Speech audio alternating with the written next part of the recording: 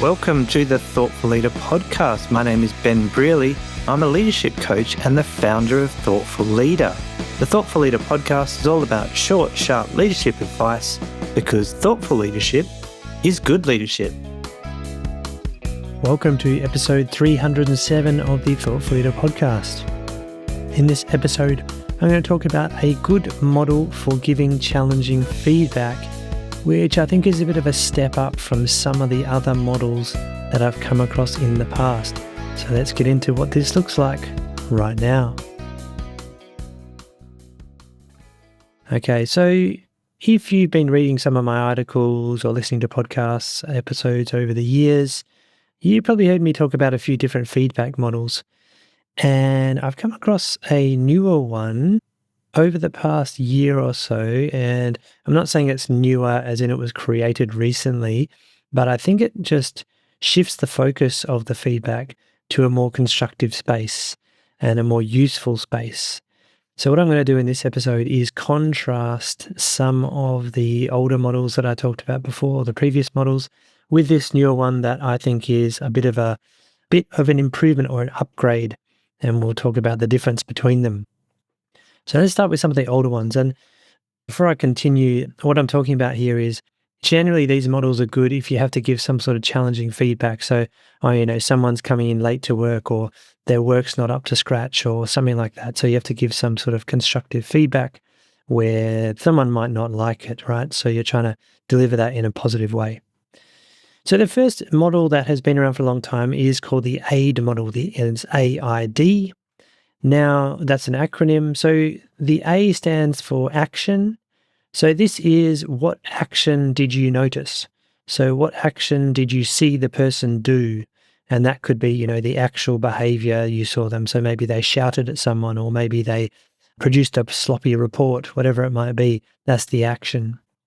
Then the second letter is the I. So the I is impact. So what was the impact of that? So if they came in late to work, the impact might be, well, you disrupted the team and we spent longer getting ready for the day because we had one less person to help us, right? That could be the impact. And then the D is the desired outcome. So that is, what would we have liked to see instead? And how might we get there? So for example, someone's coming late to work, that's the action. The impact is they disrupted the team and we got off to a slow start during the week.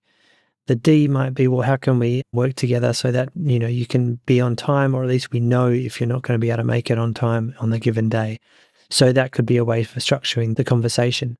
And the D, the desired outcome, can be used in a coaching sense as well. So you could get their feedback on what they could do differently.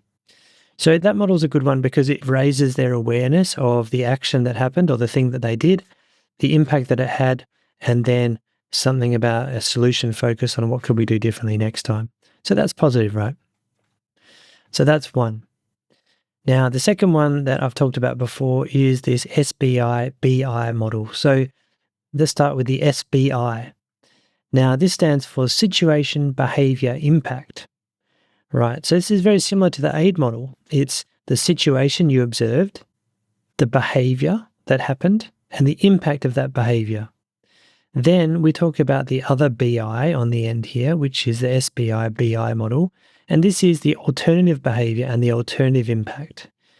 So the alternative behavior would be, well, what behavior would we like to have seen, and what could be the impact of that behavior instead of the initial behavior we saw?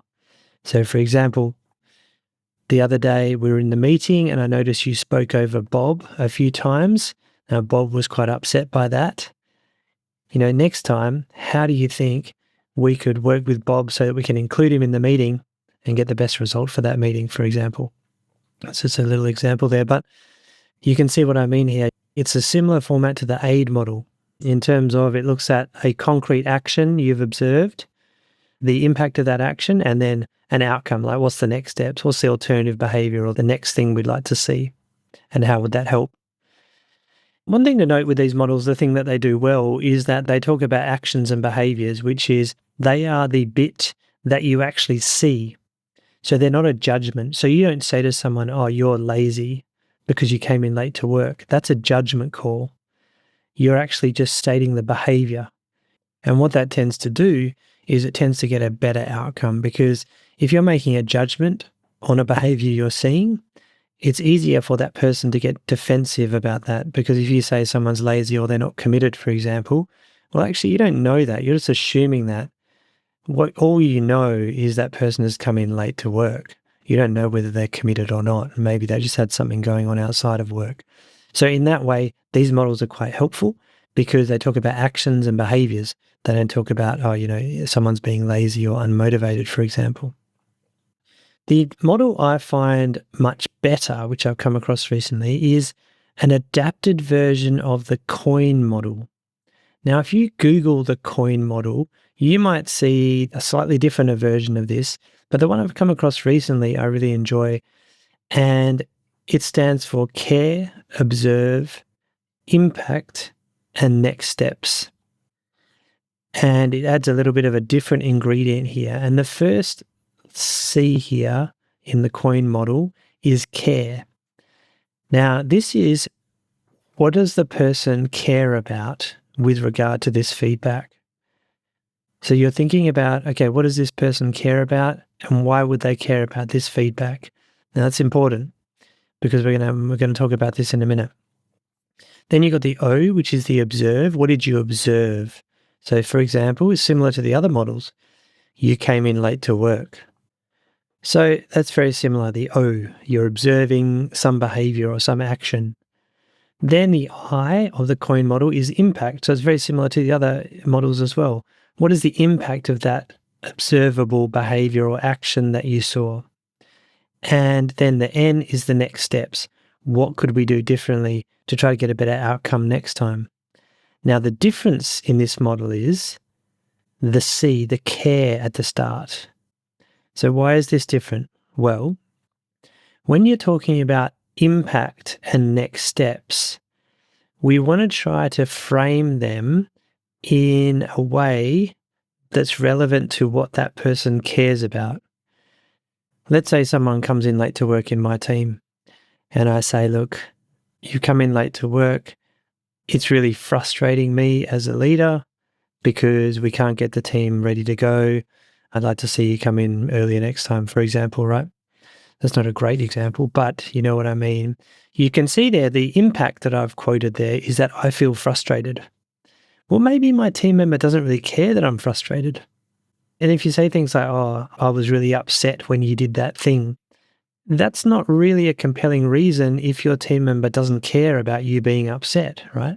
So the coin model is good because it adds an extra element of care. So let's think about this.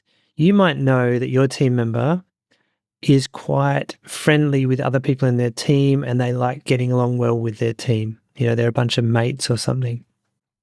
So you might say to them something like, I noticed you came in late 3 times this week, and I know that you care about the other people in your team, right? And, it's important to have good relationships with them.